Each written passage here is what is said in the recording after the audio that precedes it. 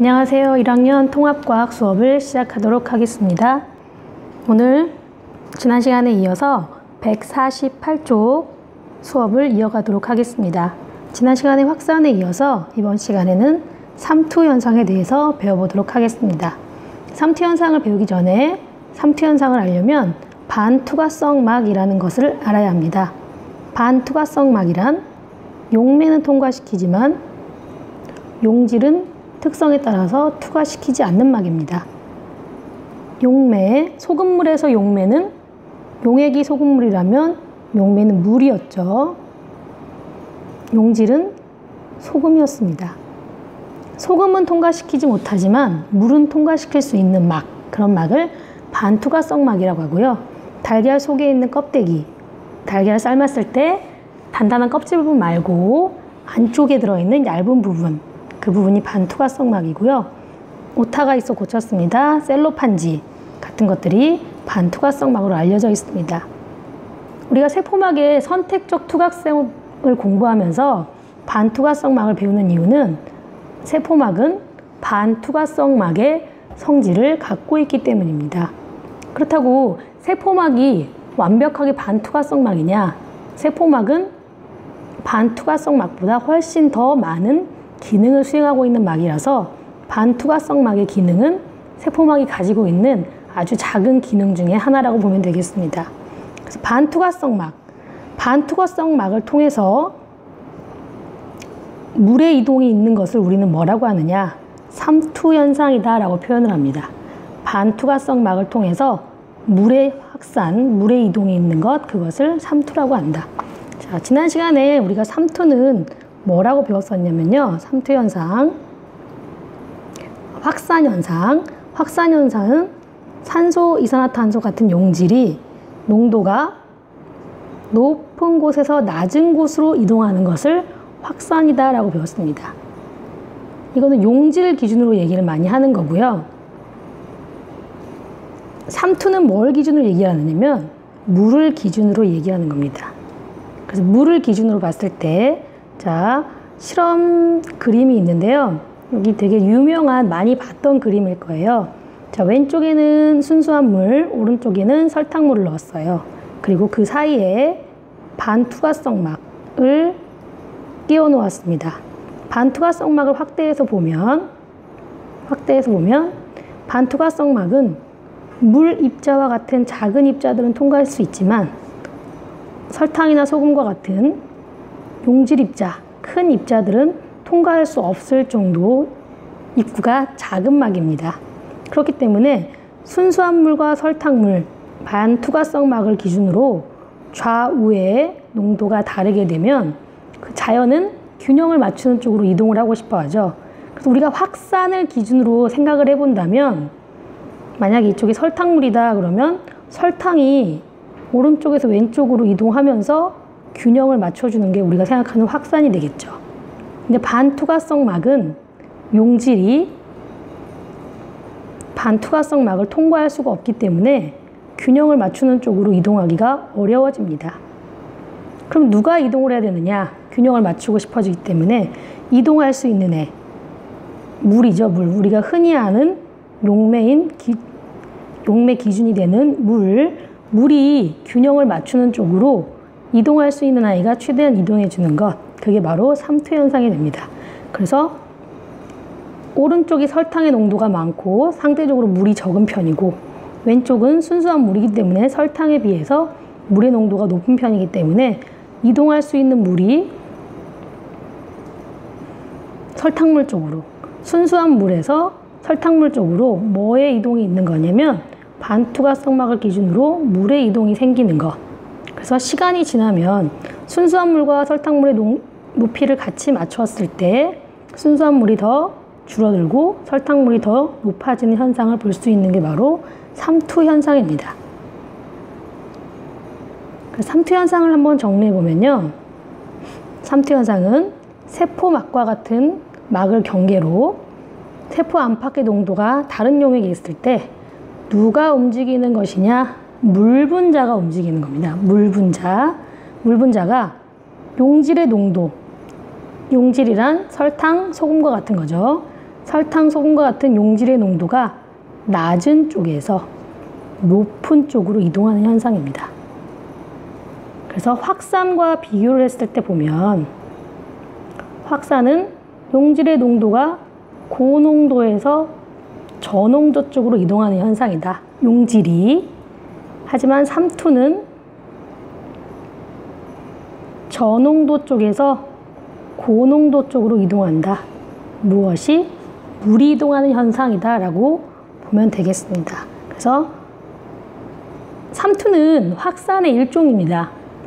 왜 그러냐면 물의 양이 농도로 따진다면 물의 농도가 많은 쪽, 고농도 쪽에서 물의 농도가 적은 쪽으로 이동하는 일종의 확산이다 라고 볼 수가 있는 거죠. 그래서 개념은 농도를 기준으로 봤을 때는, 용질의 농도 기준으로 봤을 때는 확산은 고에서 저농도로 이동하는 현상, 비교해서 알아야 합니다. 삼투는 용질의 농도가 저농도 쪽에서 고농도 쪽으로 뭐가 이동하는 현상이냐? 물이 이동하는 현상이다 라고 비교해서 알아두면 좋을 것 같습니다. 이게 바로 삼투 현상입니다. 삼투 현상. 그 세포막은 삼투 현상을 통해서 선택적으로 물이 투과되는 정도가 달라지게 됩니다. 자, 그 얘를 149쪽에서 이제 살펴보게 될 건데요. 149쪽에 보면 책으로 가서 자, 해보기 위해 양파세포를 각각의 농도가 다른 용액에 넣어 보았다라는 글이 있습니다. 149쪽 위쪽부터 한번 여러분이 한번 읽어보도록 할게요.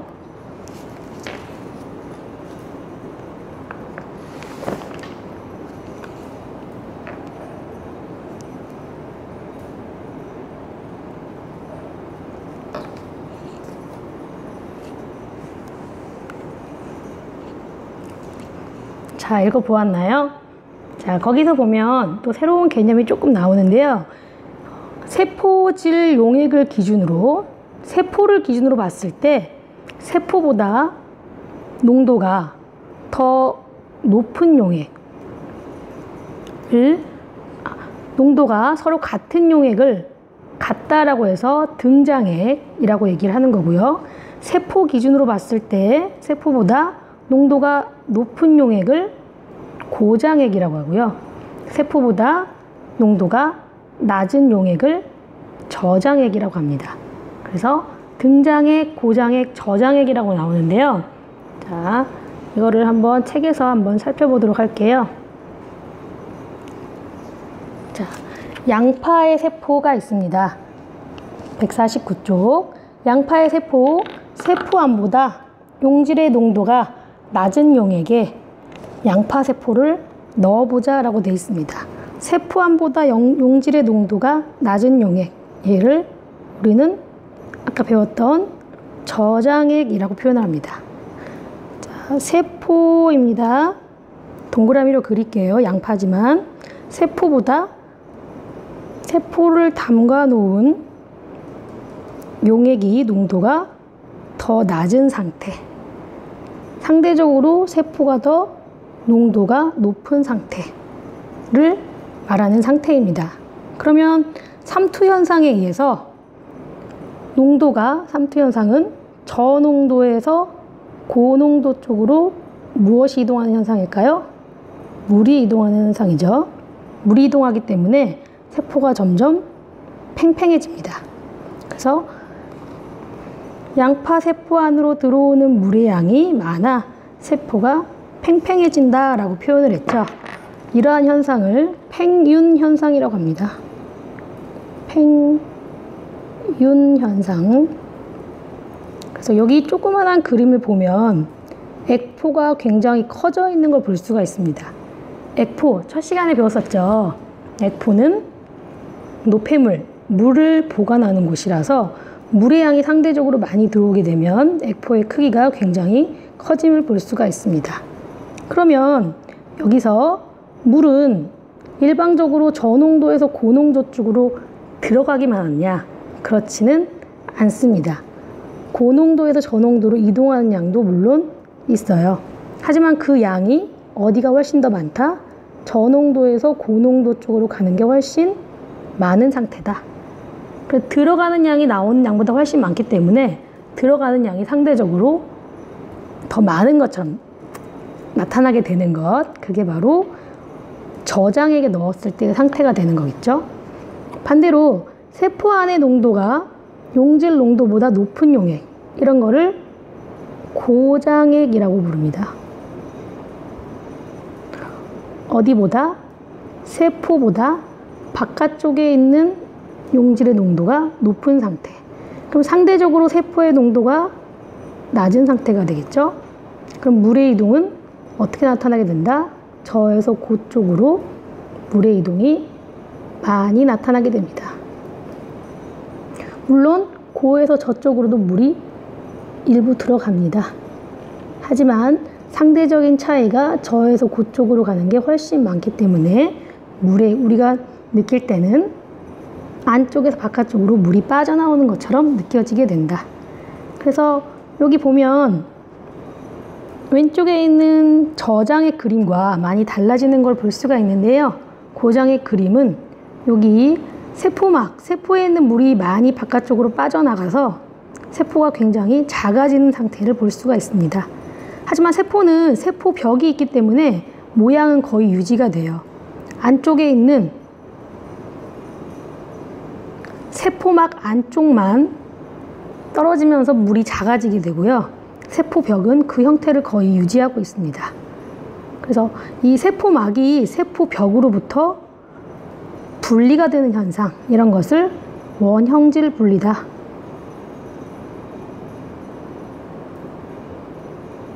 라고 표현을 합니다.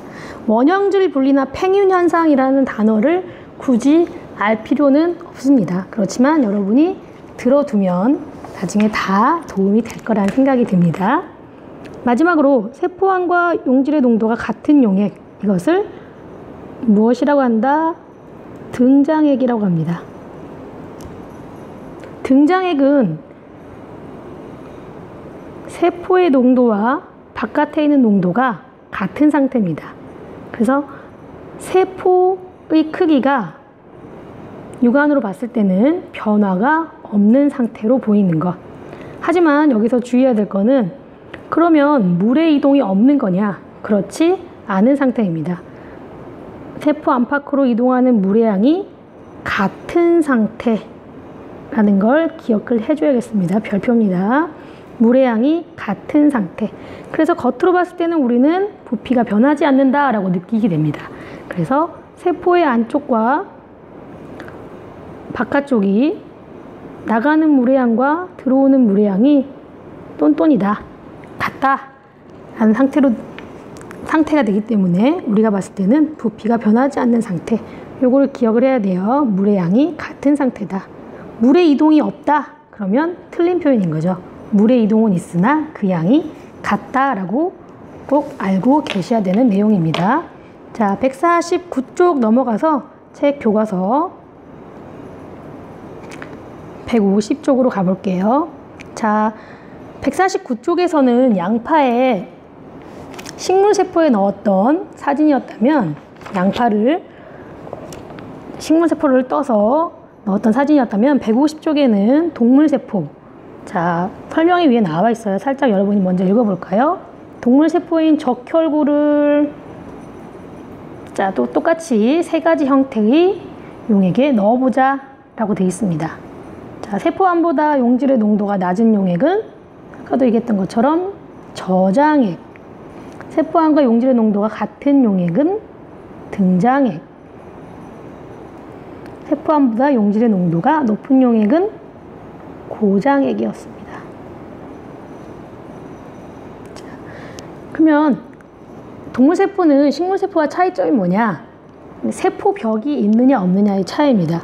적혈구 안으로 들어오는 물의 양이, 자, 저장액이니까 세포의 농도가 상대적으로 저농도에 넣게 되면 상대적으로 고농도가 되면서 들어오는 물의 양이 상대적으로 많아지게 된다. 그럼 들어오는 물의 양이 많아지면 식물의 경우 세포막이 있었기 때문에 팽팽하게 부풀면서 유지가 돼요. 터지진 않지만 세포벽이 모양 유지를 하면서 보호를 하고 있기 때문에. 하지만 동물세포의 경우는 어떻게 되느냐? 부풀어 오르다가 세포막, 얇은 막이기 때문에 터질 수 있습니다. 이런 거를 용혈현상이라고 얘기를 합니다. 용혈현상. 그래서 부풀어 오르다가 터질 수 있다. 이거는 동물세포의 특징이 되겠죠. 식물세포는 잘 터지지 않는다. 세포벽이 보호하고 있기 때문에. 등장의 경우 똑같죠.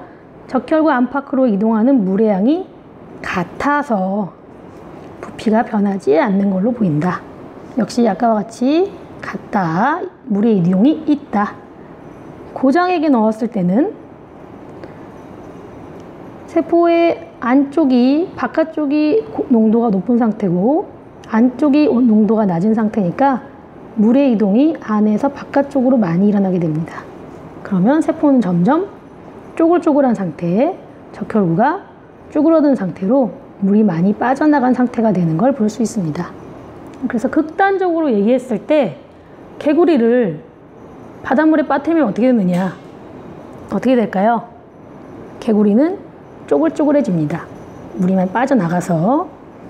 자, 이러한 고장에게 넣었을 때를 이용한 생활, 과일 절임의 원리가 150쪽 왼쪽 맨 위에 나와 있어요. 한번 쭉 읽어볼게요. 우리가 과일 절임, 매실 이런 걸 만드는 원리는 고장액 속에 넣어서 물이 빠져나가게 되면 그 생물과 같이 살고 있던 미생물들이 같이 수분을 잃기 때문에 과일 절임, 매실청 이런 것들을 오래 보관할 수 있는 이유가 되는 겁니다. 자, 기본 개념을 배웠고요. 149쪽으로 한번 다시 넘어가 볼게요. 자, 해보기 한번 해보겠습니다. 화분에 식물이 시들어버린 까닭은 무엇일까? 자, 그림은 식물을 키운 화분에 소금물을 주고 시간이 지남에 따라 일어나는 변화를 나타낸 것이다. 시간이 지남에 따라 식물의 상태는 어떻게 변하는지 물의 이동으로 설명해보자 라고 되어 있습니다. 자, 소금물을 주었다고 합니다. 소금물을 줬으면 선생님이 그림을 굉장히 잘 그리죠. 자, 식물입니다. 식물의 뿌리에 소금물을 줬다는 건 식물보다 훨씬 농도가 높은 용액을 바깥쪽에 뿌려준 거죠. 그럼 상대적으로 식물이 농도가 낮은 상태가 됩니다. 그러면 나가는 물의 양이 들어오는 물의 양보다 훨씬 많아지게 된다. 그러면 나가는 물의 양이 들어오는 물보다 훨씬 많아지기 때문에 당연히 식물은 어떻게 될까요?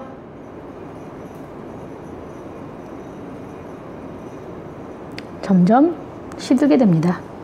두 번째, 식물의 잎이 시들어 버렸을 때 물을 충분히 주면 다시 싱싱해지는 걸 볼 수 있다.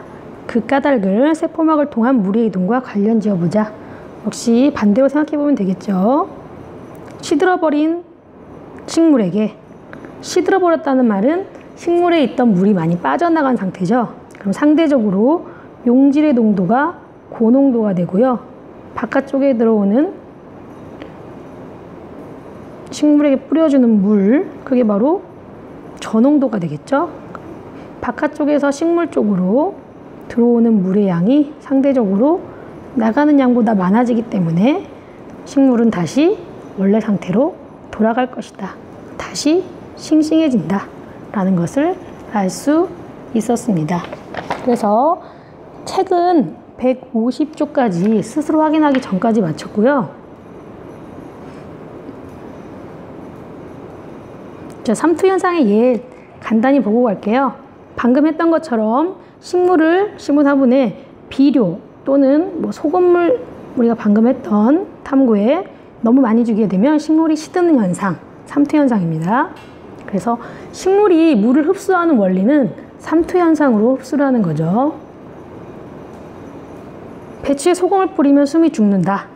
엄마가 김장하기 전에 소금을 뿌려 놓으면 배추, 소금을 뿌려 놓으면 바깥쪽이 고농도가 되면서 배추가 상대적으로 저농도가 되어서 물이 빠져나가는 양이 많아지기 때문에 숨이 죽는 거죠.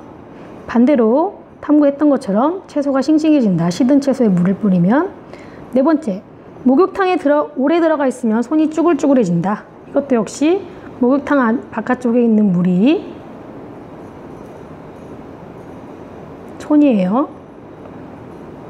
저농도고 내 손이 상대적으로 고농도이기 때문에 들어오는 물의 양이 상대적으로 많아서 쪼글쪼글해집니다.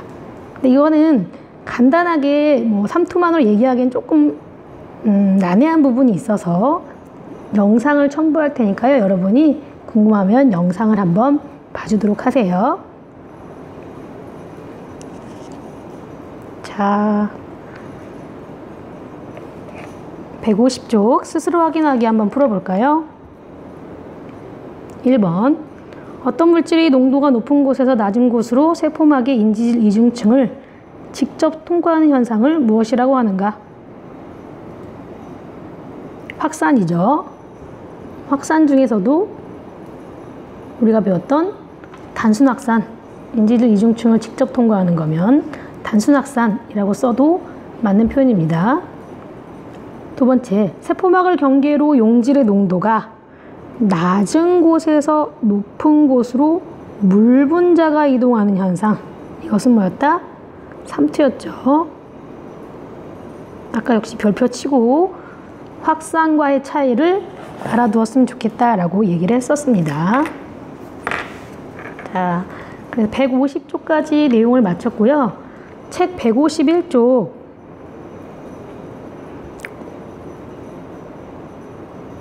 탐구 한번 봐보도록 하겠습니다. 중학교 때나 혹시 이 탐구를 본 적이 있을 듯 한데요. 역시 여러분이 실험을 혹시 해봤는지 모르겠어요. 자, 아까 선생님이 반투과성막 얘기를 하면서 달걀의 안쪽에 있는 껍질, 달걀의 안쪽에 있는 얇은 막, 그 딱딱한, 삶은 계란 딱딱한 부분 말고 삶은 계란 깔 때 있는 그 얇은 막이 반투과성 막이다 라고 얘기를 했었습니다. 그래서 그 얇은, 계란에 있는 그 얇은 반투과성 막을 이용해서 삼투 현상을 알아보는 실험이에요. 실험 과정 1번, 식초가 들어있는 비커에 크기가 비슷한 날달걀 2개를 넣고 랩으로 비커의 윗부분을 감싼 뒤 하루 동안 보관하자. 농도가 진한 식초를 사용하면 달걀의 껍데기가 빨리 없어진다. 자, 이건 뒤에 가면 산의 특성 하면서 배우게 될 내용이에요. 그래서 그때 가서 이건 다시 배우게 되더라고요.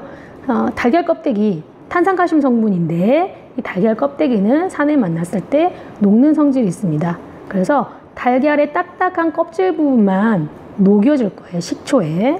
그래서 2개를 식초에 넣어서 단단한 껍질을 제거한다. 그러면 시간이 지났을 때 숟가락을 이용해서 살짝 떠오르게 되면 얇은 막 안에 계란이 들어있는 걸 볼 수가 있습니다. 그래서 하나는 증류수, 저장액이죠. 다른 하나는 소금물, 고장액이죠. 비커에 각각 넣어두자. 그리고 나서 질량을 측정해보자 라고 얘기를 했습니다. 자, 이건 실험을 하기가 어렵기 때문에 선생님이 간단하게 데이터를 주겠습니다. 증류수는 무슨 액이다? 저장액. 10% 소금물은 고장액입니다. 용액이 넣기 전 62g, 똑같이 62g으로 가겠습니다. 그럼 용액이 넣은 후에는 증류수는 바깥쪽이 저장액이고 상대적으로 고농도가 되니까 들어가는 물의 양이 많겠죠. 용액이 넣은 후 64.2로 질량이 2.2 증가했더라. 반대로 고장액에 넣은, 소금물에 넣은 아이는 고장액이 넣으면 상대적으로 바깥쪽의 농도가 높고 저농도가 되니까 물이 빠져나가겠죠. 61.2가 되었다. 빼기 0.8. 그래서 여기는 1번 질량 변화는 어떠한가? 이쪽은 질량이 증가했다. 증류수는 소금물은 질량이 감소함을 알 수 있는 실험입니다. 그래서 세포막이 2번, 3번이 되겠네요. 세포막이 세포의 생명 활동 유지에 어떤 역할을 하는가? 뭘 알아볼 수 있나? 물질의 이동을 조절한다. 확산과 삼투는 물질의 이동을 조절하는 방식이었습니다. 그래서 선택적 투과성이 나타날 수 있는 이유, 세포막에서 확산과 삼투를 통해서였다 라고 기억해 두면 좋겠습니다. 자, 151쪽까지 소단원 1단원 내용을 모두 마쳤습니다. 자, 공부해 보시고 배움 도달 문제 나가게 됩니다. 문제 풀어서 공부한 후에 이제 꼭 풀어서 배움 도달할 수 있도록 해주시고요. 151쪽에 탐구활동, 실험 토의를 집에서 할 수 있는 친구들은 집에서 한번 해보면 좋을 것 같아요. 그래서 집에서 한번 해보고 그 결과가 잘 나오지 않더라도 실제로 본인이 실험을 했다면 그 과정을 본인의 얼굴이 꼭 나와 있는 사진 최소 4장을 첨부해서 계약은 했고 학교에 나올 때 선생님께 한 장 A4 용지로 제출을 하게 되면 여러분이 집에서 실험을 수행한 걸로 인정을 해서 생활기록부에 적어주도록 하겠습니다. 그래서 실험에 참여할 학생들은 꼭 실험에 참여해서 생활기록부에 그 내용을 올렸으면 합니다. 자세한 내용은 첨부 파일로 첨부해서 알려주도록 하겠습니다. 수업 받느라고 고생했습니다. 다음 시간에 볼게요.